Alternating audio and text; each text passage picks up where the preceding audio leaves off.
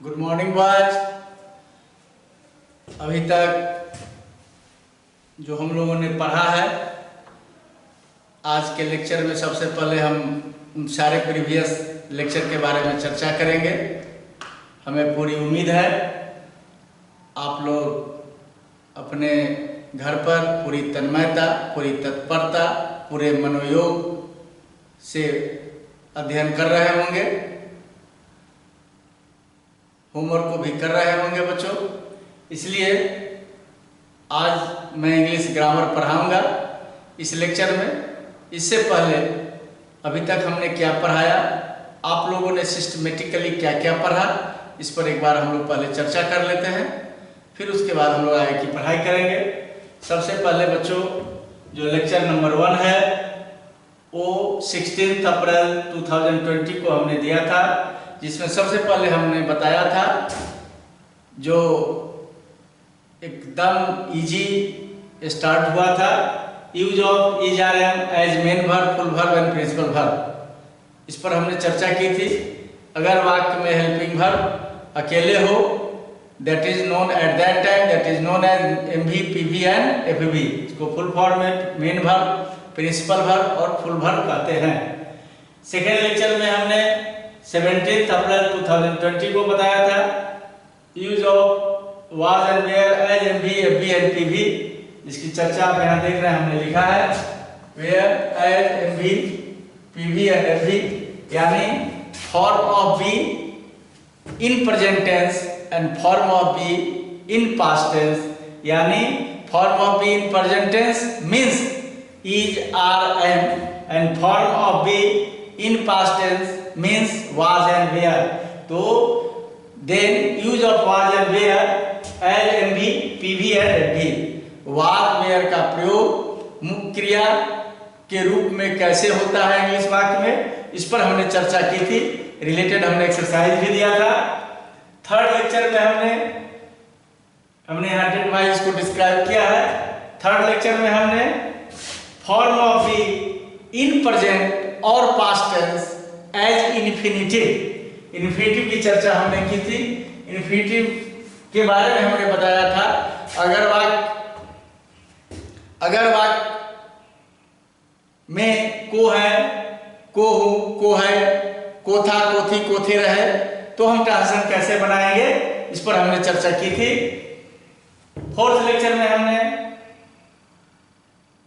Has have के बारे में चर्चा किया था। हैज हैव एज पोजीशन, अगर वाक्य में अधिकार हो तो हैज हैव का प्रयोग कैसे होता है, कैसे होगा, इस पर हमने चर्चा किया था। फिफ्थ लेक्चर में हमने past tense of has and have, यानी हैज और हैव का पास्ट टेंस क्या होता है बच्चों, हैड होता है।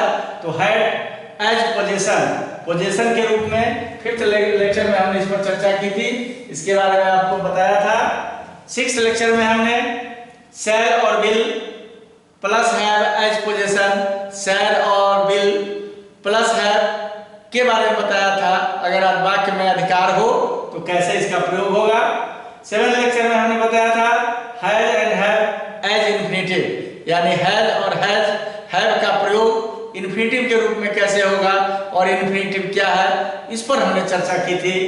इसके बारे में आपको जानकारी दिया था, इसके बारे में मैंने आपको बताया था। फिर हैज एंड हैव का पास्ट टेंस हैड होता है बच्चों। और नेक्स्ट लेक्चर यानी 8th लेक्चर में हमने चर्चा किया था use of had as infinitive, यानी हैड का इन्फिनिटिव के रूप में कैसे प्रयोग होगा, इसके बारे में हमने आपको बताया था। और 9th लेक्चर में हमने बताया था आपको use of shall will plus have as infinitive, यानी शैल और will plus have as infinitive, यानी इसका प्रयोग इन्फिनिटिव के रूप में कैसे होगा, इसका प्रयोग हमने बताया था ट्रांसलेशन के रूप में। अभी तक सारे लेक्चर्स में जितने भी हमने बताया है सब में हमने rule to translate into English ही बताया है। और आज से हम ग्रामर को पढ़ना स्टार्ट करेंगे, ग्रामर को जानना स्टार्ट करेंगे। तो हमें उम्मीद है इन सारे लेक्चर्स में जिन जिन टॉपिक पर हमने चर्चा की है, जिन जिन चैप्टर्स को हमने बतलाया है, सारे को आप कंप्लीट कर चुके होंगे, फिनिश कर चुके होंगे और SW भी कर लिए होंगे। अब हम नेक्स्ट क्लास से बच्चों सॉल्यूशन भी भेजेंगे आप लोगों को, और आज के लेक्चर की शुरुआत के साथ मैं आप सभी छात्रों को इसको खुशखबरी दे दूं। अपने संस्थान से आवासीय स्वामी विवेकानंद कोचिंग सेंटर से गुरुकुल कुरुक्षेत्र में 3 डिजिट में बच्चों ने सफलता अर्जित की है। यह खुशी हम लोग एक साथ शेयर नहीं कर सकते, एक साथ सेलिब्रेट नहीं कर सकते, लेकिन संस्थान के लिए और आपके लिए एक गौरव की बात है, खुशी की बात है, खुशी का क्षण है। चूंकि ऐसी महामारी है, हम लोग अपने अपने घर में सेल्फ सेंटर्ड बने हुए हैं, फिर भी इस साइट के माध्यम से संस्था की ओर से हम आपको इस खुशखबरी की जानकारी दे रहे हैं। काफी शानदार परफॉर्मेंस संस्था ने अर्जित की है, आप लोगों ने सफलता पाई है। इस सफलता के लिए आप सभी छात्रों को बहुत बहुत धन्यवाद, कोटि कोटि आशीर्वाद, ताकि आप जीवन में अपने लक्ष्य को प्राप्त कर माता पिता और गुरु का नाम रोशन कीजिए।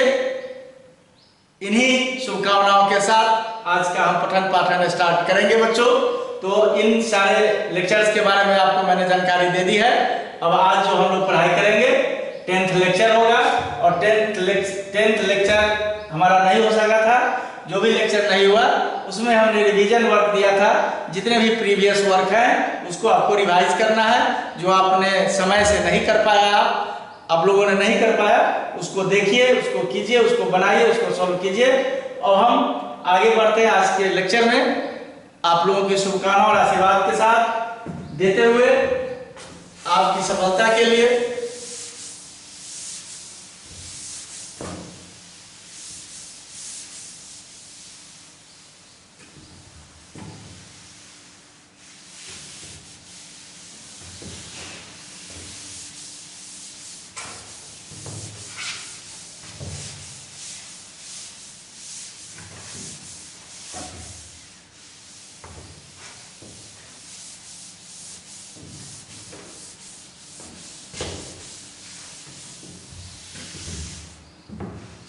अब हम लोग देख रहे हैं बच्चों, आज के इस लेक्चर में हम लोग सबसे पहले आज हम लोग वर्ड के बारे में जानेंगे।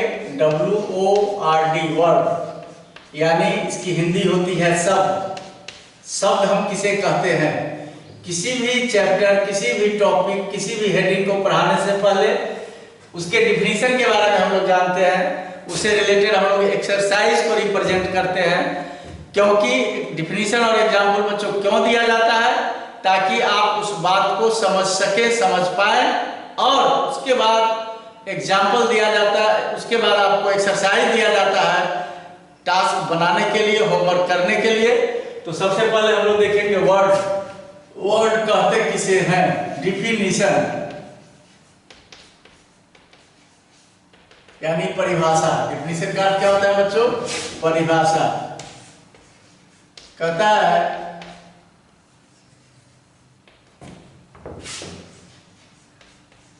Group of letters, group of letters which makes complete sense, oblique meaning, oblique meaning is known as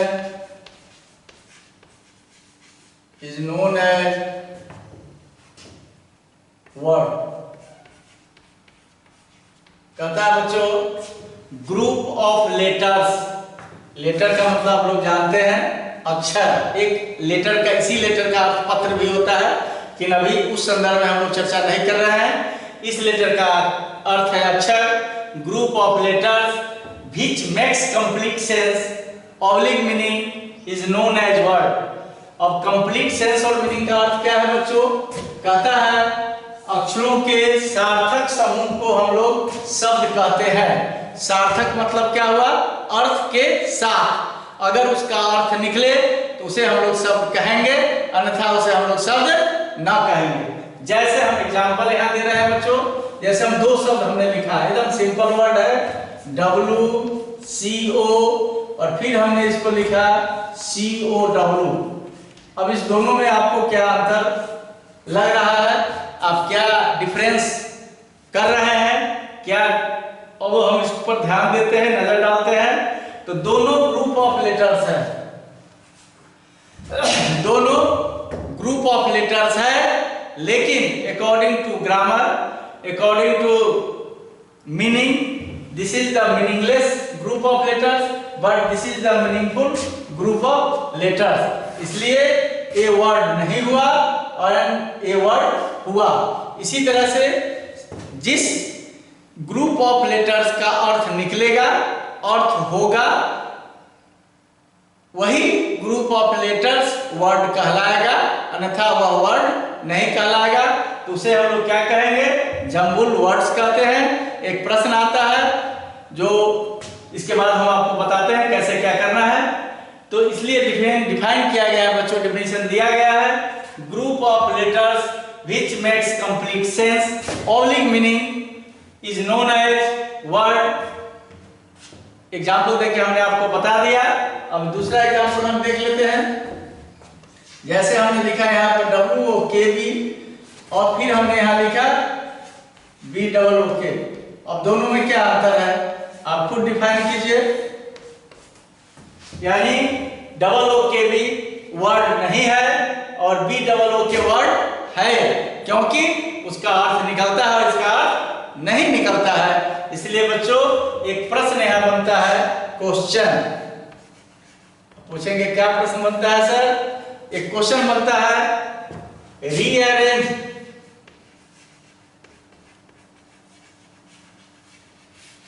rearrange मतलब व्यवस्थित कीजिए। Rearrange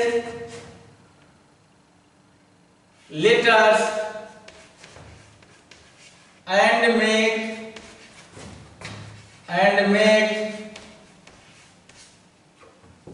complete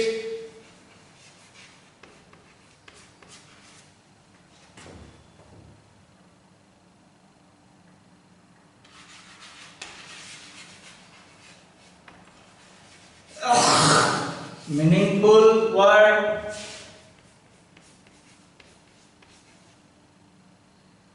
oblique sensible word।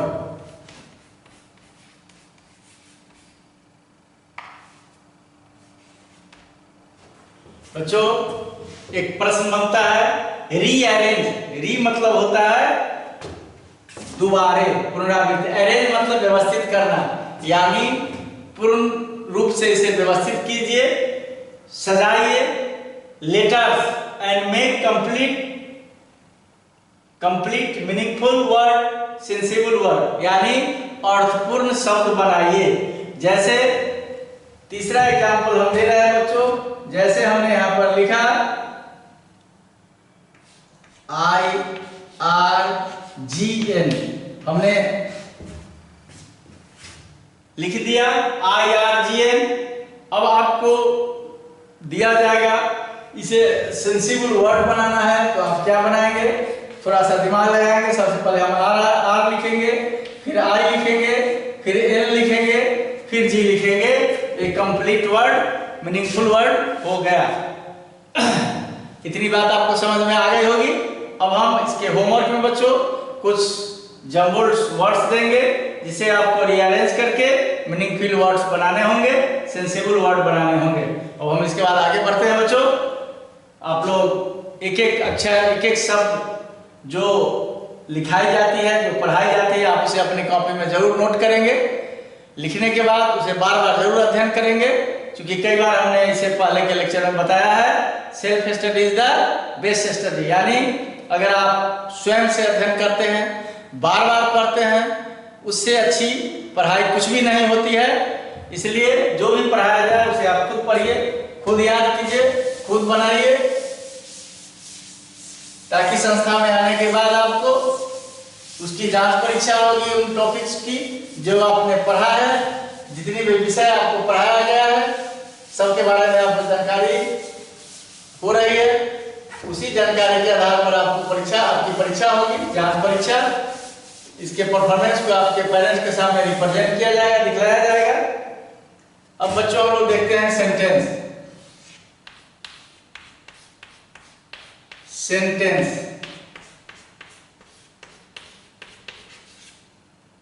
Sentence का अर्थ होता है बच्चों वाक्य।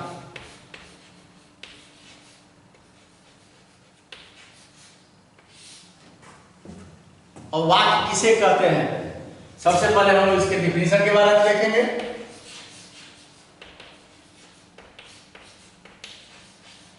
डिफिनीशन का अर्थ होता है परिभाषा,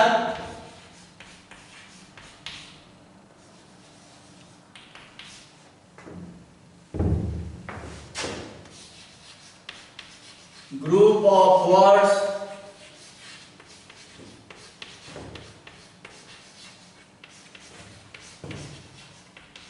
which make complete oblique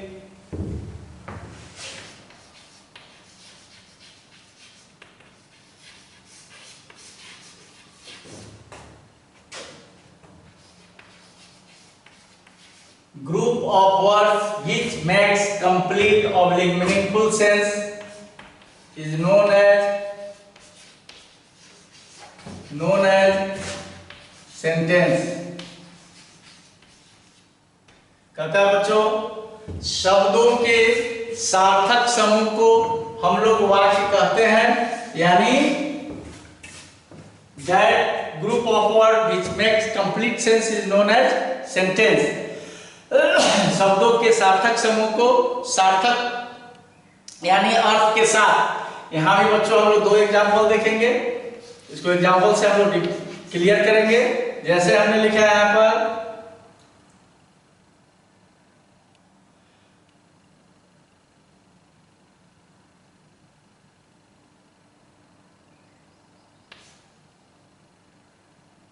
milk cow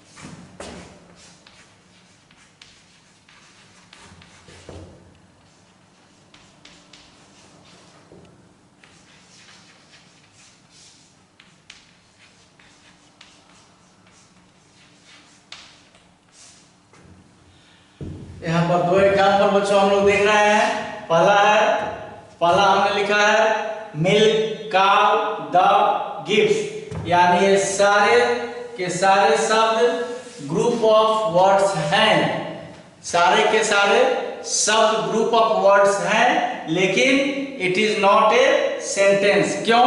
यह वाक्य नहीं है। क्यों वाक्य नहीं है? Because all these group of words grammatically not rearranged, it is not grammatically rearranged, यह व्याकरण के अनुसार according to rule व्यवस्थित नहीं है, and so it does not give complete sense or meaning, क्योंकि यह व्याकरण के अनुसार रूल के अनुसार यह सजाया हुआ नहीं है, व्यवस्थित नहीं है और इसका पूर्ण अर्थ नहीं निकलता है, इसलिए यह वाक्य नहीं है। अब इसको हमने रीअरेंज किया है, द काउ गिव्स मिल्क, यानी गाय दूध देती है। This sentence is this group of word is sentence because it is grammatically rearrange, यह व्याकरण के अनुसार व्यवस्थित है और कंप्लीट मीनिंग दे रहा है, कंप्लीट मीनिंग बता रहा है, इसलिए एक ग्रुप ऑफ वर्ड सेंटेंस हुआ। अब हमने यहाँ दूसरा एग्जाम्पल लिखा, they are 7 in a days week are, this is also group of words, ये भी ग्रुप ऑफ वर्ड्स है। क्या है? ग्रुप ऑफ वर्ड्स है, but this is not a complete sense.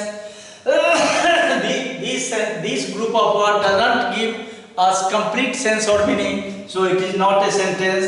So we have rearranged it. There are 7 days in a week.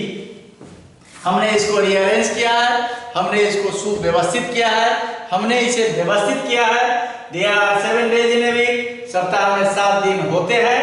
तो ये this is not a sentence but this is a sentence because this group of words contains meaning and gives us sensible meaning. यह हमें अर्थपूर्ण है, इसलिए यह वाक्य है और यह वाक्य नहीं है। अब सेंटेंस के बारे में हम लोग देखेंगे बच्चों। सेंटेंस के बारे में हम लोग जान गए हैं। अब इसमें हम लोगों को देखना है पहले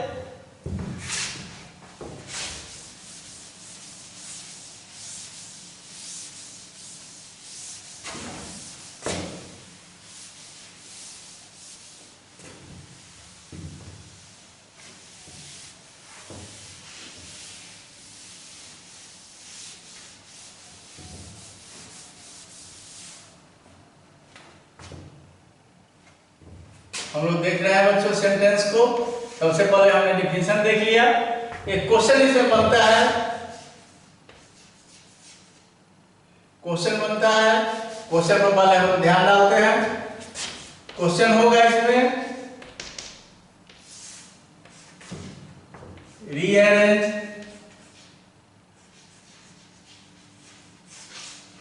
rearrange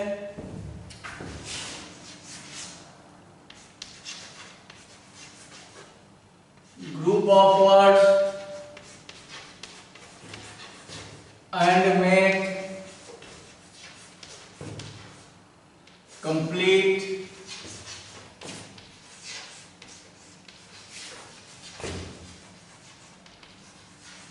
meaningful sensible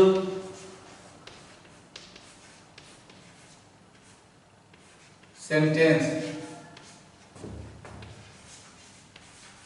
जिस प्रकार से हमने एग्जाम्पल दिया है बच्चों, उसी प्रकार से क्वेश्चन होगा। कुछ शब्द दिए होंगे, उसे रीअरेंज करके आपको कंप्लीट सेंटेंस बनाना होगा। और हम इसके बाद चर्चा करते हैं। सेंटेंस में हमें 2 चैप्टर पढ़ने हैं। पहला है पार्ट ऑफ ए सेंटेंस,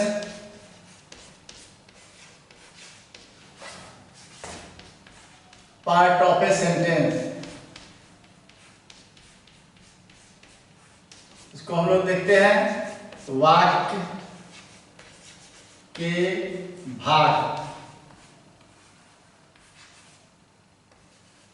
जैसे आपसे पूछा जाए बच्चों, आपके शरीर का निर्माण कितने अंगों के मिलने से हुआ है, या शरीर का निर्माण कितने अंगों से के मिलने से होता है, तो आप उसमें बोलेंगे आंख, नाक, कान, बाल, हाथ, पेट इत्यादि अंगों के मिलने से एक पूर्ण शरीर का निर्माण होता है। उसी तरह से हम लोग देख रहे हैं एक वाक्य का निर्माण, एक वाक्य में कितने भाग होते हैं, एक वाक्य का निर्माण कितने भागों के मिलने से होता है, या एक वाक्य में कितने भाग होते हैं। तो there are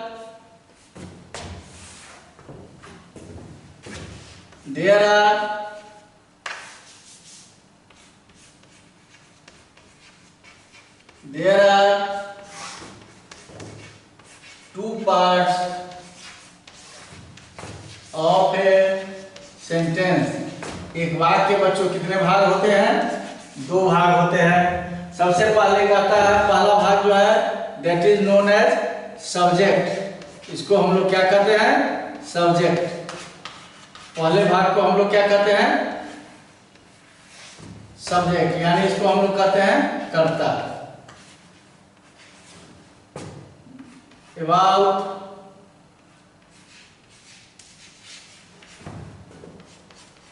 About which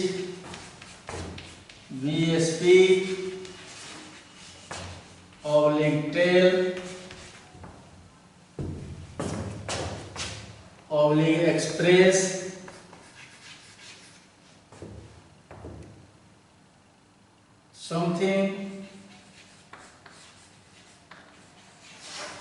is known as sentence। कहता है बच्चों किसी जिसके बारे में हम कुछ बोलते हैं, about which we speak, जिसके बारे में कुछ बोलते हैं, टेल कहते हैं, एक्सप्रेस यानी व्यक्त करते हैं, समथिंग यानी कुछ भी, इज नोन एज सेंटेंस। यहाँ पे बच्चों थोड़ा हम चर्चा करेंगे what is the meaning of express. जब इसका अर्थ वर्ब में होगा, this will be called, meaning will be व्यक्त करना। और जब हम बोलते हैं बच्चों राजधानी the express train, Vaishali the express train, तो यहाँ पर एक्सप्रेस क्या हो जाता है, एडजेक्टिव। क्योंकि जो भी शब्द नाउन से पहले आएगा, each and every word will be known as adjective. संज्ञा से पहले जिन शब्दों का प्रयोग होता है वह शब्द विशेषण कहलाता है, वह उसकी विशेषता को बतलाता है। यहाँ पर हम इसका अर्थ वर्ब में देख रहे हैं, इसलिए इसका अर्थ है व्यक्त करना। और इससे पहले हमने थोड़ा सा अंशतः बताया था, आगे हम विस्तृत चर्चा करेंगे। जब हिंदी शब्द के अंत में, किसी भी शब्द के अंत में ना लगा रहे, that will be known as verb. वह शब्द क्या कहलाएगा, क्रिया कहलाएगी। जैसे यहाँ पर इसका अर्थ हो रहा है व्यक्त करना, तो this will be here, this express will be verb, and if this express will be used before noun, then at that time this express will be known as adjective, work as adjective. अगर इसी का प्रयोग संज्ञा के पहले हो तो यह एक्सप्रेस विशेषण का कार्य करेगा, विशेषण की तरह इसका प्रयोग होगा। एक चैप्टर बहुत आगे पढ़ना है आपको। Same word used as different parts of speech, एक ही शब्द का प्रयोग कई शब्द के भेदों में हम लोग करते हैं। एक और एग्जांपल मैं दे रहा हूं आपको, इसको समझिए, आप समझ जाएंगे। जैसे हमने यहाँ पर लिखा वाटर। जनरली अगर कोई पूछता है आपसे तो what is the meaning of water and what is water in parts of speech, तो आंख मूंद के सोए हुए में भी सारे बच्चे कहते हैं, हम लोग क्या कहते हैं, नाउन है। कौन सा नाउन है, मटेरियल नाउन है, बतलाते हैं। लेकिन आपको जानकर आश्चर्य होगा बच्चों, ये वर्ब भी है, नाउन भी है और एडजेक्टिव है भी है, यानी है नहीं, इसका प्रयोग होता है।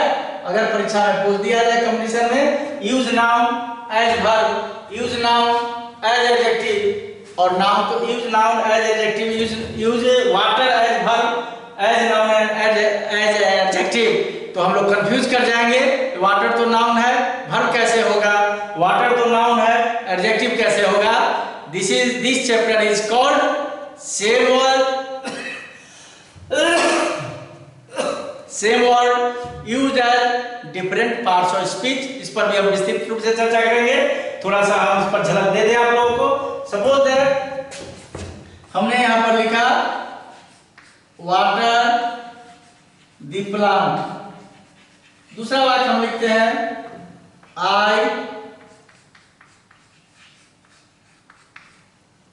आई water the plant daily. Water the plant, आप जानते हैं बच्चों ये इंपेरेटिव वाक्य है, क्योंकि क्रिया से जो भी वाक्य क्रिया से प्रारंभ होता है इंपेरेटिव सेंटेंस होता है। यानी पौधे को पानी पटाओ, go out of the class, class से बाहर जाओ, bring a glass of water, एक गिलास पानी लाओ, वाटर द प्लांट, पौधे को पानी पटाओ। This is imperative sentence and here in this imperative sentence water has already been used as verb. But second sentence he I water the plant daily, मैं पौधे को डेली पानी पटाता हूँ, पानी देता हूँ, पानी से सींचता हूँ। तो जब सब्जेक्ट के बाद कोई शब्द आता है that is known as water। यहाँ पर वाटर का प्रयोग हमने वर्ब की तरह किया है, संज्ञा कर्ता के बाद किया है। यहाँ पर वाटर का प्रयोग क्रिया के रूप में हुआ है, वर्ब के रूप में हुआ है। अब हम इसको देख रहे हैं नाउन। नाउन को हम लोग जाते हैं, आई टेक वाटर, हम लोग पानी पीते हैं, और without water we can not live, पानी के बिना हम लोग नहीं जी सकते, पानी के बिना हम लोग नहीं रह सकते। थर्ड में है एडजेक्टिव। अब हम देखते हैं बच्चों, lily is a water plant, अभी हमने आपको बताया है जब किसी भी शब्द का प्रयोग नाउन से पहले रहे that word will be known as adjective. तो यहाँ पर प्लांट से पहले वाटर है, जलीय पौधा, यहाँ पर वाटर का प्रयोग एडजेक्टिव की तरह हुआ है। So here this water works as an adjective and plant is noun. यहाँ पर प्लांट नाउन है और वाटर का प्रयोग एडजेक्टिव की तरह हुआ है। इसलिए बच्चों जिसके बारे में हम कुछ बोलते हैं, कहते हैं, व्यक्त करते हैं, वो सब शब्द कर्ता कहलाता है।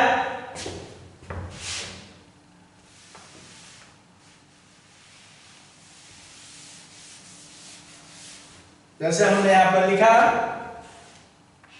आई like tea, my father goes to office. चाय कौन पसंद करता है? आई। तो यहाँ पे करता क्या हो गया बच्चों? आई। और my father goes to office, office कौन जाते हैं, किसके बारे में कहा जा रहा है? My father.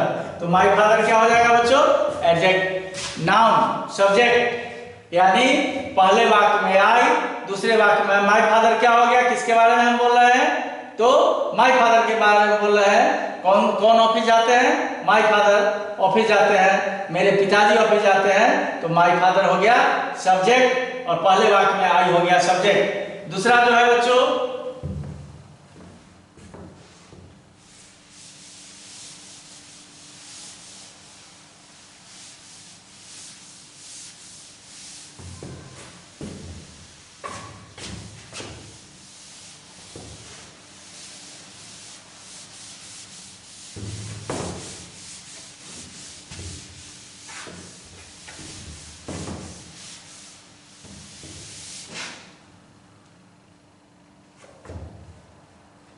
दूसरा जो पार्ट है बच्चों उसका नाम है प्रीडिकेट।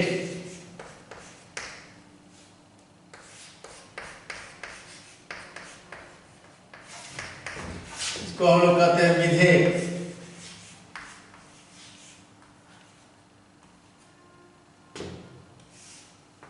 अब विधेय सब्जेक्ट के बारे में तो आपने जान गया, अब विधेय के बारे में हम लोग जानेंगे। सबसे पहले इसका हम लोग डिफिनीशन देखते हैं।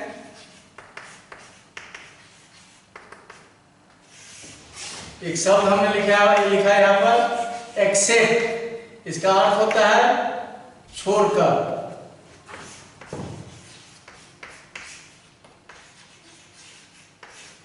Accept subject each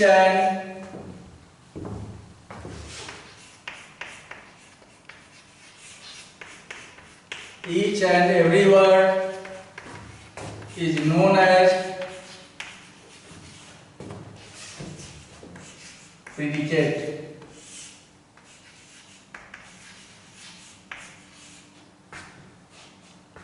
Predicate in the sentence.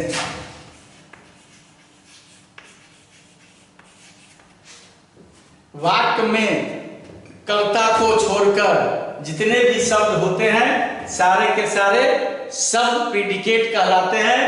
EXCEPT छोड़कर, इसी एक्सेप्ट से बच्चों बना है एक्सेप्शन, EXCPTION, जिसका अर्थ होता है अपवाद। अब देखिए और भी एक्सेप्ट है, ACCEPT। एक्सेप्ट का अर्थ आप लोग जानते हैं स्वीकार करना, और दूसरा है एक्सपेक्ट, मिलता जुलता शब्द है EXPCT, एक्सपेक्ट। टू होप, आशा या उम्मीद करना।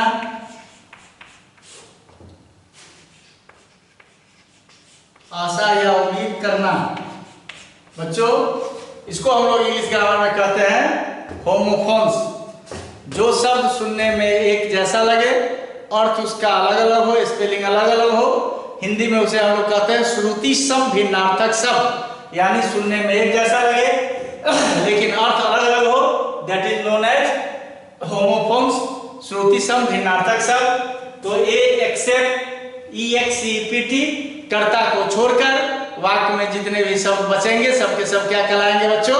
प्रेडिकेट। लेकिन इसके कुछ अब बात भी है, जैसे जब हम आगे काइंड्स ऑफ सेंटेंस पढ़ेंगे नेक्स्ट लेक्चर में, तो इंपेरेटिव वाक्य के बारे में जब हम जानेंगे, in imperative sentence the subject is not known, it is already understood और हिडन।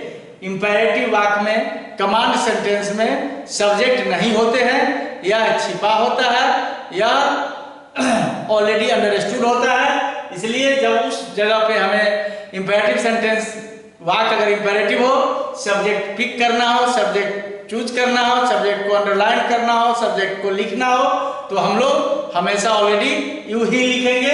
अब हम एग्जांपल यहां दे देते हैं, I teach you English, you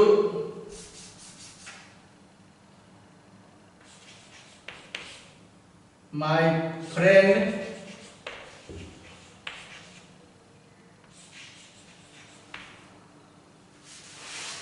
is ill.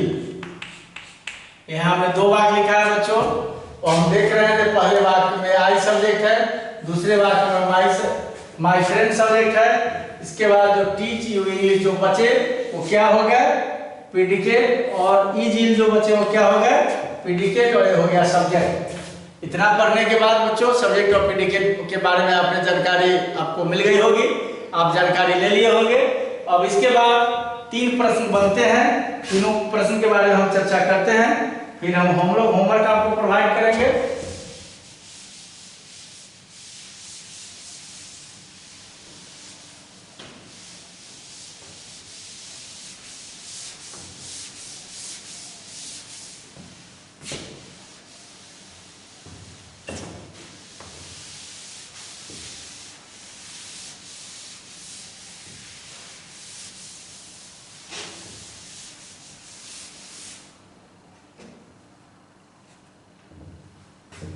Question number 1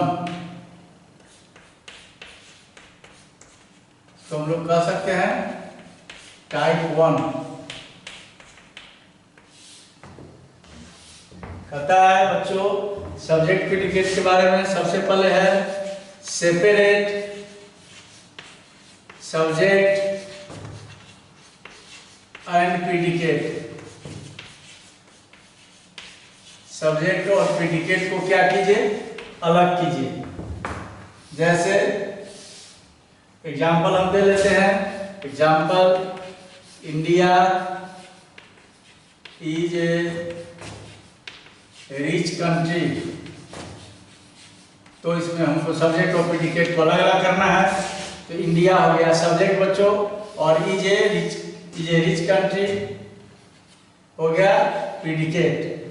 S और पी लिखकर हमने उसको इंडिकेट किया, India is a rich country. दूसरा क्वेश्चन है question number 2 type 2।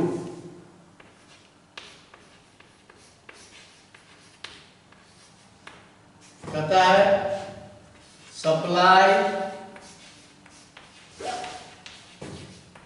Suitable subject.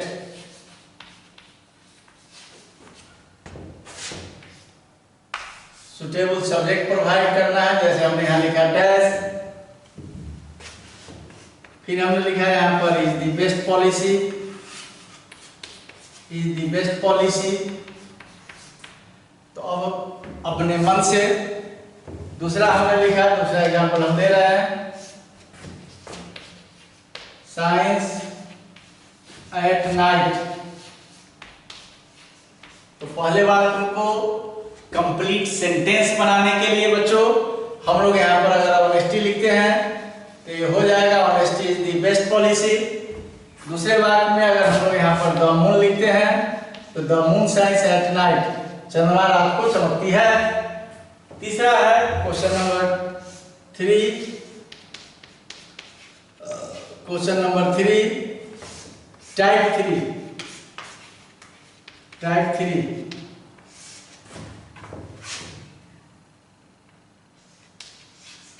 Supply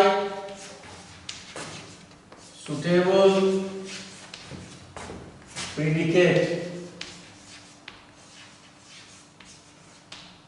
suitable predicate लगाने हैं बच्चों। तो हमने यहाँ पर लिखा द सन, SUN। दूसरा हमने लिख दिया, सपोज कीजिए बॉयज। अब द सन में प्रीडिकेट लगाना है, चूंकि सब्जेक्ट है। जब हम यहाँ लिखेंगे राइजेज, लिख सकते हैं राइजेज इन द ईस्ट, तो राइजेज इन द ईस्ट सब प्रीडिकेट हो गया बच्चों। दूसरा है बॉयज, आर प्लेइंग हमने लिख दिया,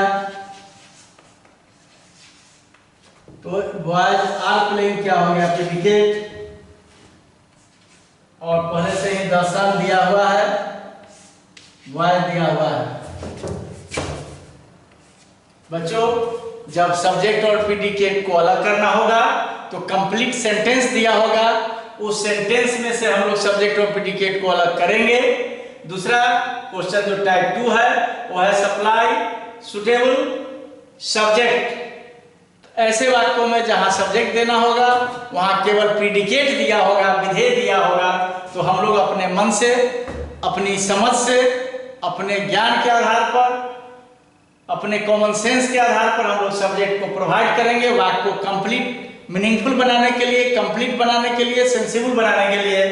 तीसरे क्वेश्चन नंबर 3 होगा जो टाइप 3 हमने लिखा है, सप्लाई सुटेबल प्रीडिकेट। ऐसे वाक्यों में सब्जेक्ट दिया रहेगा, आपको अपने कॉमन सेंस, अपने ज्ञान के आधार पर आपको प्रीडिकेट प्रोवाइड करना होगा, सब्जेक्ट दिया रहेगा ताकि हमारा वाक्य कंप्लीट, मीनिंगफुल और सेंसिबल हो पाए, हो जाए। तो बच्चों आज के लेक्चर में हम लोग सेंटेंस, वर्ड सेंटेंस और पार्ट ऑफ सेंटेंस के बारे में हम लोगों ने जाना।